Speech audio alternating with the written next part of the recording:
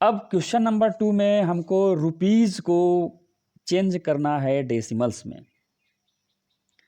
तो आपको ये पता है कि इन 1 रुपीज़ देयर आर 100 पैसे। 100 पैसे होते हैं 1 रुपए में, ठीक है। तो आपको यहाँ पर पैसों को रुपए में बदलना है। तो आइए हम शुरू करते हैं, स्टार्ट करना अपने क्वेश्चन को। पहला हमारा क्वेश्चन है 7 पैसे। आपने पहले भी पढ़ा होगा कि अगर आप छोटे को बड़े में बदलना चाहेंगे, यानी कि पैसे, जैसे कि पैसे को रुपए में बदलना चाहते हैं, तो 1 रुपए की वैल्यू से आपको उसको डिवाइड करना होगा। जैसे कि आपने पढ़ा होगा कि 100 मीटर को आपको किलोमीटर में बदलना है। तो आप क्या करते हैं, आप इसमें 1000 से डिवाइड कर देते हैं। क्यों कर देते हैं 1000 से डिवाइड?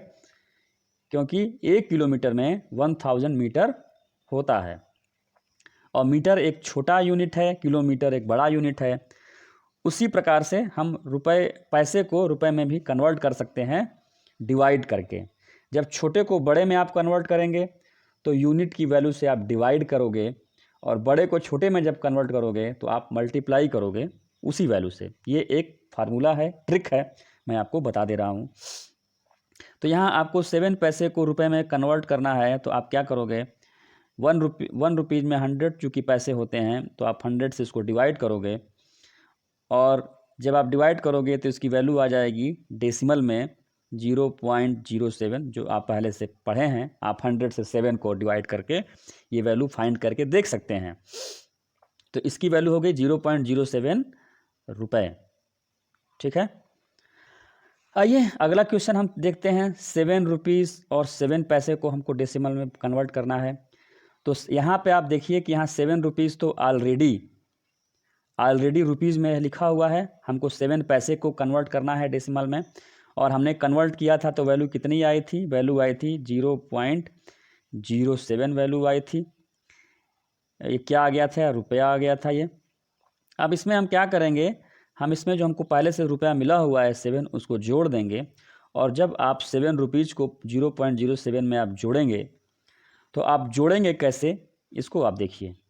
ये आपने पहले से पढ़ा हुआ है, फिर से मैं आपको रिमाइंड कर दे रहा हूँ। चूँकि 7 रुपीज़ है, डेसिमल यहाँ नहीं है, तो अपने आप आपको डेसिमल लगा करके उसके पीछे आप 0 लगा दीजिए, और फिर डेसिमल के ठीक नीचे आप डेसिमल लगाएंगे दूसरे संख्या के लिए।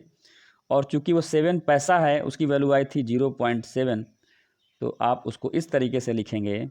ये बहुत ही महत्वपूर्ण चीज़ है, बहुत छोटी सी चीज़ है, लेकिन बहुत ही महत्वपूर्ण है। अक्सर बच्चे ये गलती करते हैं और अपना प्रश्न गलत करके चले आते हैं। मैंने देखा है कि क्लास 12th तक के बच्चे भी ये गलतियाँ करते हैं अपने डेसिमल्स के क्वेश्चंस को जोड़ने और घटाने में।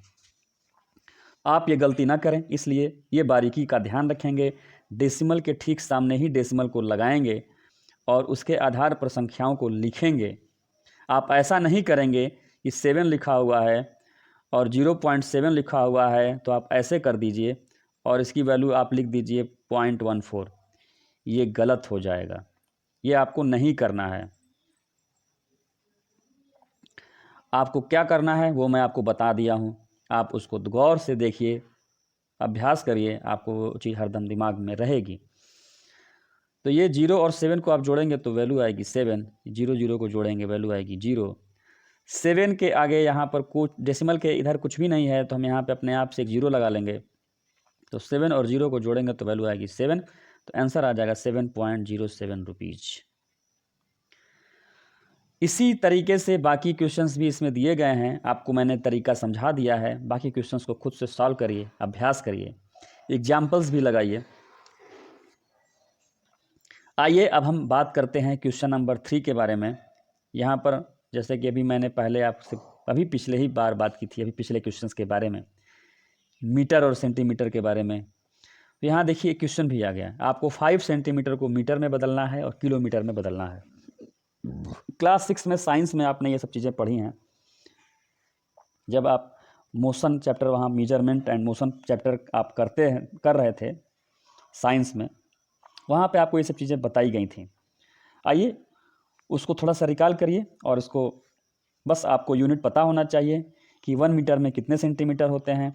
तो 1 मीटर में होते हैं 100 सेंटीमीटर। तो 5 सेंटीमीटर को मीटर में बदलने के लिए क्या करना पड़ेगा? तो 5 सेंटीमीटर को मीटर में बदलना है, यानी कि बड़े में बदलना है, तो हमको डिवाइड करना पड़ेगा। किससे डिवाइड करेंगे? 100 से डिवाइड करेंगे। वैल्यू क्या आएगी? तो वैल्यू आ जाएगी इसकी, आप सॉल्व करके देखेंगे तो वैल्यू आ जाएगी 0.05 मीटर वैल्यू आ जाएगी। अब किलोमीटर में भी बदलना है, तो 0.05 मीटर आ गया है। अब एक किलोमीटर में कितने मीटर होते हैं? तो 1 किलोमीटर में होते हैं 1000 मीटर। तो 1000 मीटर होते हैं, तो 0.05 मीटर को आप किलोमीटर में बदल लीजिए। 1000 से क्या कर देंगे आप? डिवाइड कर देंगे। डिवाइड करके देखेंगे तो ये वैल्यू आ जाएगी,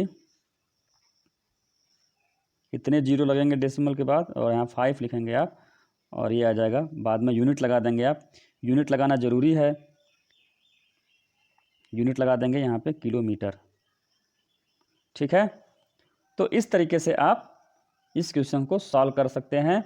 थोड़ा सा इसको जब 2 बार 3 बार आप वीडियो को बार बार चला करके देखेंगे, और यूनिट्स का क्या मतलब होता है, 1 किलोमीटर में कितने मीटर होते हैं, कितने सेंटीमीटर होते हैं, ये सब चीज़ें जब आपको याद रहेंगी, तब आप इन क्वेश्चंस को सॉल्व करने में कोई समस्या आपको नहीं आएगी, ये मुझे पूरा यकीन है। ऐसे ही आपको यहाँ पे एमएम को सेंटीमीटर में कन्वर्ट करना है, एमएम मीटर में करना है, और किलोमीटर में करना है।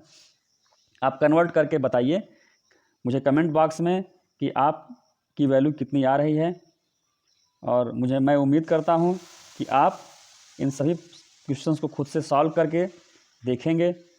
और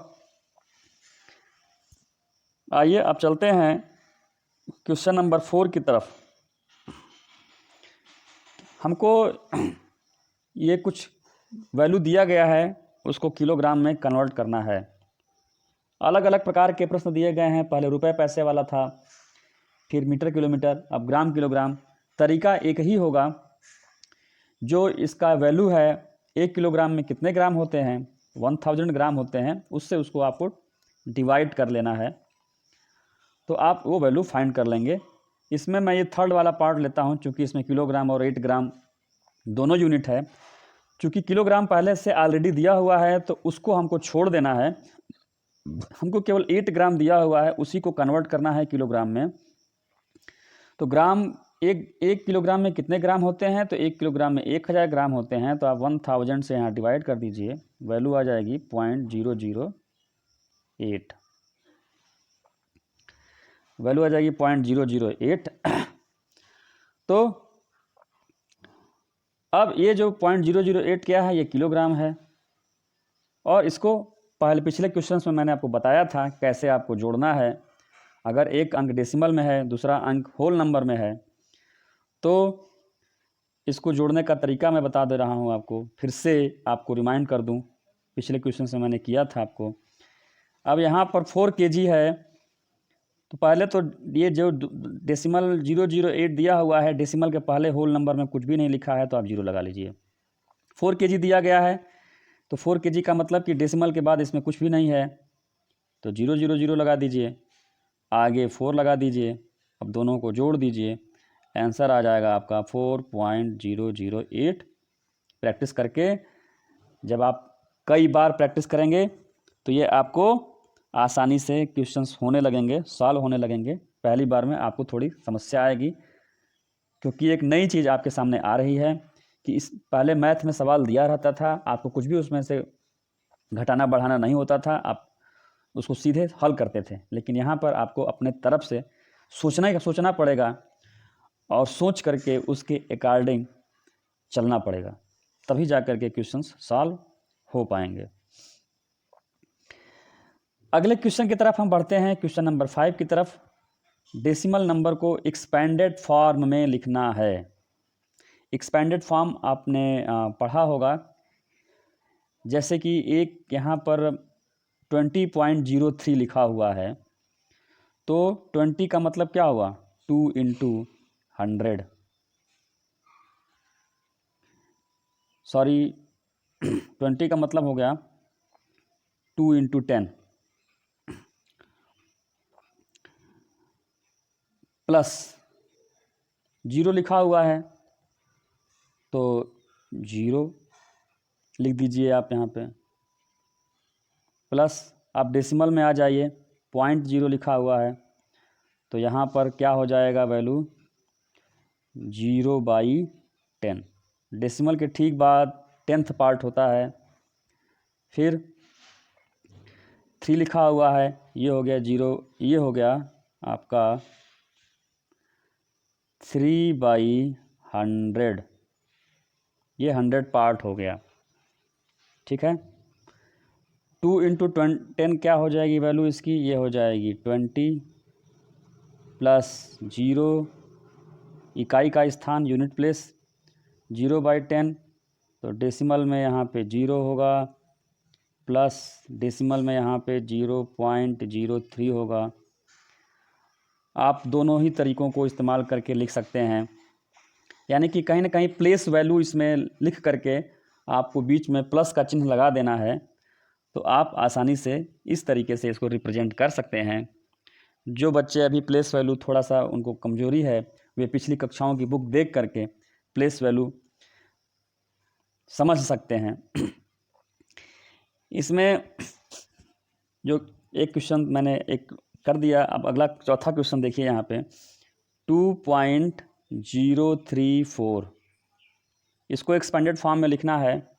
तो एक तो तरीका था, 2 तरीके मैंने बताए। जो पहला तरीका था मल्टीप्लाई करके चिन्ह लगा करके, दूसरा तरीका डेसिमल के रूप में आप सीधे लिख सकते हैं। 2 है, 2 लिखिए, प्लस डेसिमल के जस्ट बाद 0 है, 0.0 लगा दीजिए।